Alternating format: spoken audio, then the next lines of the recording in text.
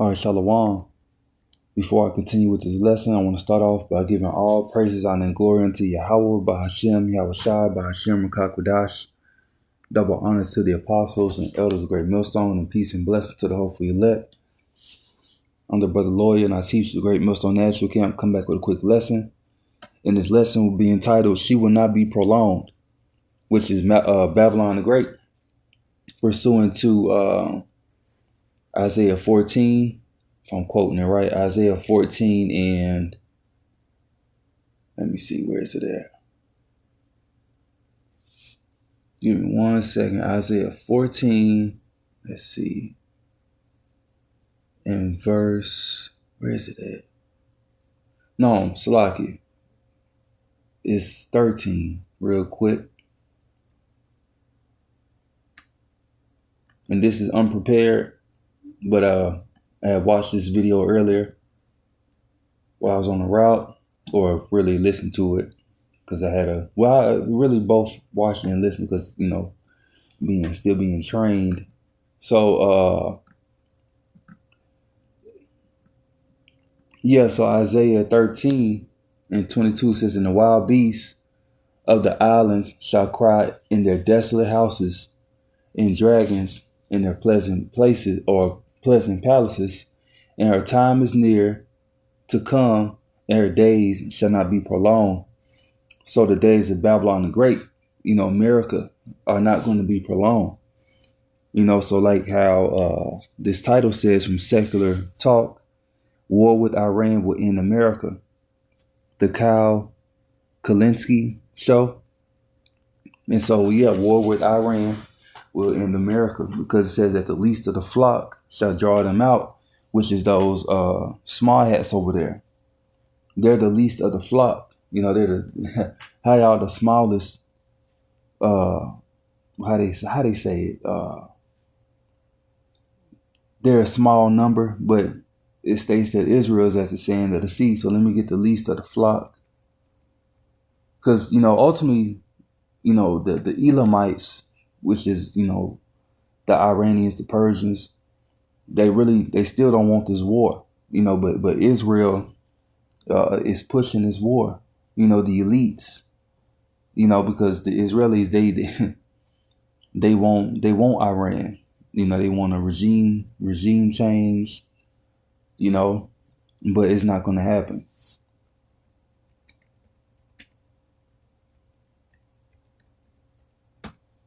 All right, so Jeremiah 49 and 20, it says, Therefore hear the counsel of the Lord that he hath taken against Edom, and his purposes that he had purposed against the inhabitants of Teman. It says, Surely the least of the flock shall draw them out. Surely he shall make their habitation desolate with them. And their habitation is going to be desolate. They're not going to continue forever like how they thought about. They was going to always be at the top of the pinnacle. No, it's not going to be like that. You're not going to be, the ruling people forever. They have a certain time. They have a certain bound or boundary. What's that, Job 14?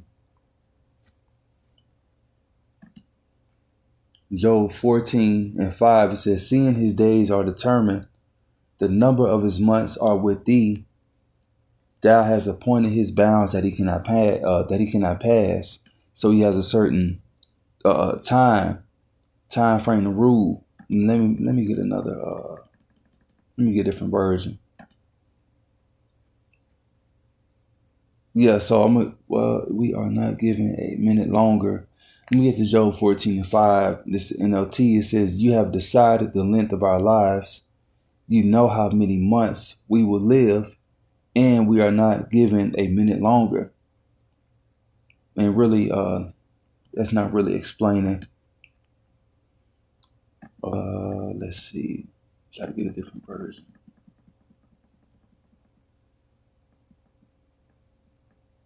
Let's get the Good News translation. Let's see what this says. Well, it says something about our lives also. And so really, let's get this. Look at a different precept. So Job 14 and 5 in the King James Version, it says, Seeing his days are determined, that has appointed his bounds that he cannot pass, right? So let's get this.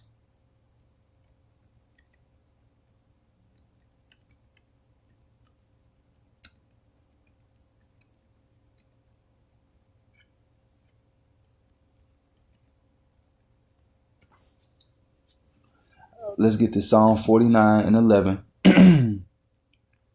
Matter of fact, let's get the full chapter. So this is Psalm 49.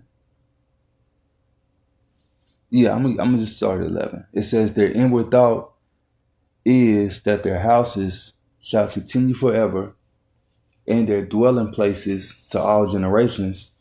They call their lands after their own names." And that's what they do. Everywhere they conquer, everywhere they go, they name themselves after those lands. Ultimately, they put their name on it. Like they always been there. They haven't.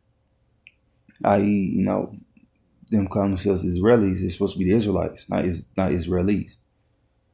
Being in Germany. Germany is ultimately the land of Japhet. That's why, when you go into the sons of Japhet, what's one of those names? Ashkenaz. That's one of the sons of Japhet, which is also a dark-skinned people. And you did have Israelites, predominantly Judah, Benjamin, Levi, the southern kingdom in those lands. But when they conquer and take over lands, they put, themselves as the original people. Egypt, that's not true. So it says war with Iran will end America. So let's get how the nations are going to be mad. Real quick. Jeremiah. Salaki. I'm going to start at Jeremiah 51 and I'm going to start at 1. And this ain't talking about ancient Babylon. It says, "Thus saith the Lord, behold, I will raise up against Babylon and against them that dwell in the midst of them that rise up against me a destroying wind. And all nations are against Yahweh Ba'ashim Yahushua." And that destroying wind is when the nuclear missiles fall. Or when they hit the earth or hit their target. Ultimately, really here in Babylon, America's going to be destroyed. It says, "And will send unto Babylon fanners that shall fan her, and shall empty her land. For in the day of trouble they shall be against her round about. Against him that bendeth, let the archer bend his bow. And against him that lifted himself up in his brigandine. And spare ye not her young men, destroy ye utterly all her host and her armies." When it says her young men, and there's not going to be anything left here. That's why, through the Spirit, I brought out that Jeremiah 13. And let's see, I took it down. Not Jeremiah, Isaiah 13.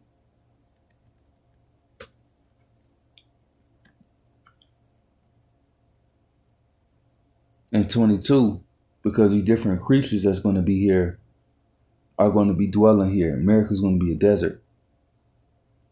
Yeah, verse 20, Isaiah 13:20, it says, "It shall never be inhabited, neither shall it be dwelt in from generation to generation. Neither shall the Arabian pitch tent there, neither shall the shepherds make their fold there." So the Arabians, they're not going to set up shop here anymore. It's going to be inhabited, just like how it says in Revelation 18. And I'm reading verse 19. I'm going backwards. It says, "In Babylon, the glory of kingdoms, the beauty of the Chaldeans' excellency shall be as when the Most High overthrew Sodom and Gomorrah." And that's what he did. He overthrew Sodom and Gomorrah. It was destroyed. And so that's how Babylon is going to be America the Great, because ancient Babylon is still here. Iraq, the land of Ur, is still here. So right back to that Jeremiah 51. It says, Jeremiah 51:4, thus the slain shall fall in the land of the Chaldeans, and they that are thrust through in her streets. For Israel have not been forsaken, nor Judah of his power. Israel's representing, the Northern Kingdom, so-called Latinos, Native Americans. It says, Israel have not been forsaken, nor Judah. Judah represents the Southern Kingdom, or is the Southern Kingdom, which is Judah, Benjamin, Levi. So-called American blacks are the Judites. You got Benjamin, which are the Jamaicans, Trinidadians, so on and so forth. Then the Haitians are the tribe of Levi. We've been oppressed together in this place. I believe that's in Jeremiah, the chapter before. And so we took upon her ways. So in verse 5, it says, for Israel have not been forsaken, nor Judah of his power, of the Lord of hosts, though their land was filled with sin against the Holy One of Israel.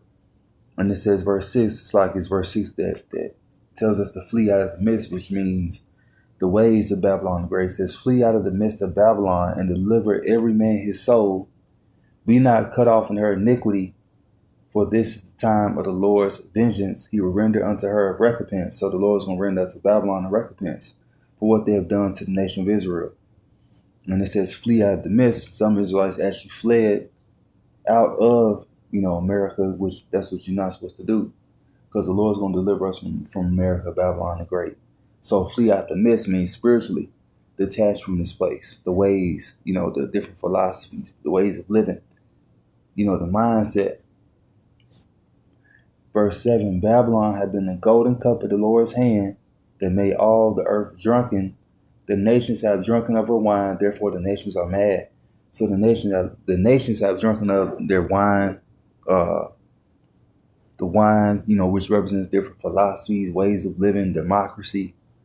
The beast mainly have taken upon the ways of America. Hell, even Moab, which are the Chinese, they've all taken upon or drunken of that wine. And this beast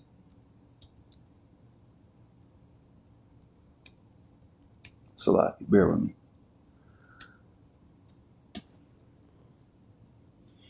And this beast, NATO EU, which, talks about the woman in Revelation that rides the beast, is going to hate the whore and shall eat her flesh of fire. So let's get that. Revelation, matter of fact, it's 17, but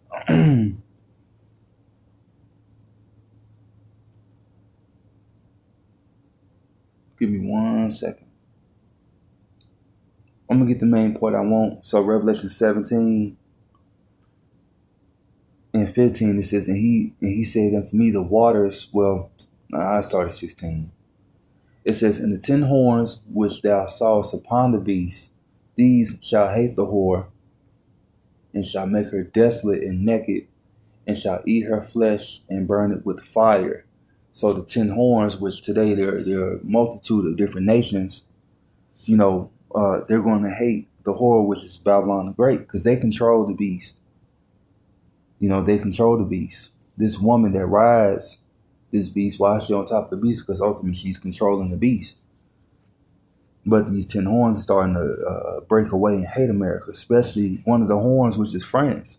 France hates America for what they really, because America done screwed them over.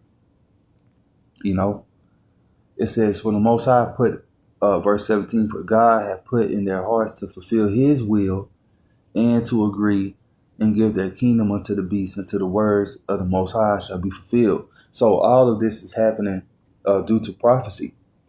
World War III is going to happen due to prophecy, and it's his will. It's his will to guard, take down these different nations. Give me 1 second. All right, got a phone call. Are we still rolling? Yep. So, I lost my place. So let's get back to the destruction. So at the end, it says, and shall eat her flesh and burn her with fire, which is the archer bending his bow, because all these different nations that's with the beast have nukes, ICBMs, particularly, intercontinental ballistic missiles. So they're going to burn this place. All right. Let's see. That's why we need to be delivered. Is it Revelation 11?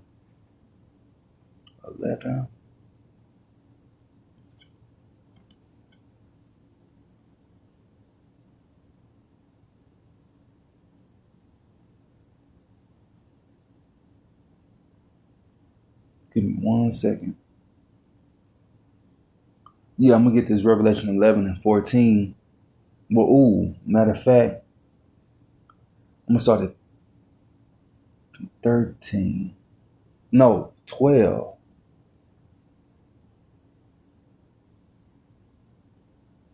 Yeah, I'm gonna start at 12. Revelation 11 and 12. It says, "And they heard a great voice from heaven saying unto them, Come up hither. And they ascended up to heaven in a cloud, and their enemies beheld them." So that's the elect, the 1/3 being delivered into that spaceship, so-called UFO, the fathership, which are the clouds. That's what the word cloud means, vehicle, marka. So the elect, the 1/3, were beamed up, before the destruction had happened. It says, in the same time, same hour, in the same hour was there a great earthquake, and the 10th part of the city fell, and in the earthquake there were slain of men 7,000. It says, and the remnant were affrighted and gave glory to the God of heaven. 7,000, that refers to a complete number, which the 7,000 is over here in Babylon, the Great America. Because that's where the ultimate destruction is going to happen. That's why they were beamed up. Other places around the world is going to get hit, but America is going to get hit. And it says something about the third part of man. Let me see.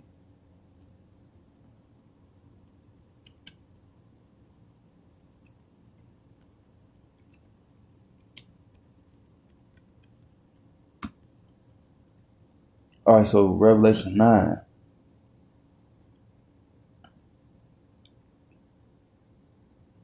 Because Revelation 9, and at the end, really going into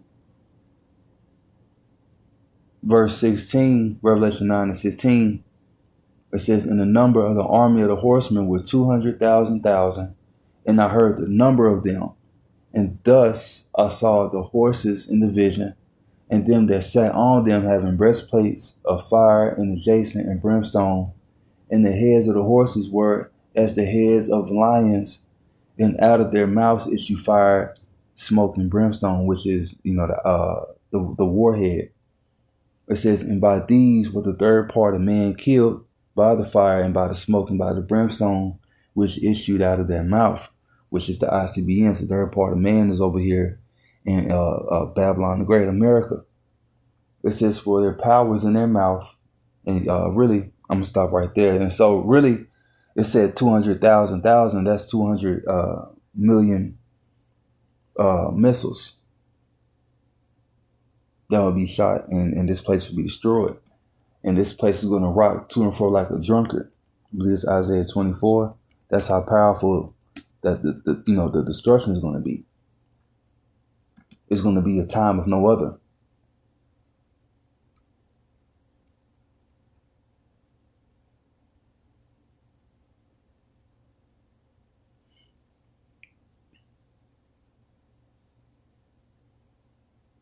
I'm going to start at 18. It says, "And it shall come to pass that he who fleeth from the noise of the fear shall fall into the pit, and he that cometh up out of the midst of the pit shall be taken in the snare. For the windows from on high are open, and the foundations of the earth do shake." And so the windows on high, like how it says in Genesis, when it began to rain, the windows are open.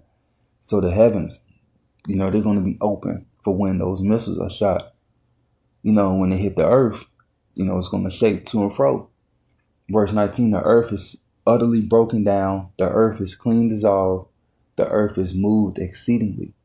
The earth shall reel to and fro like a drunkard, and shall be removed like a cottage, and the transgression thereof shall be heavy upon it, and it shall fall and not rise again."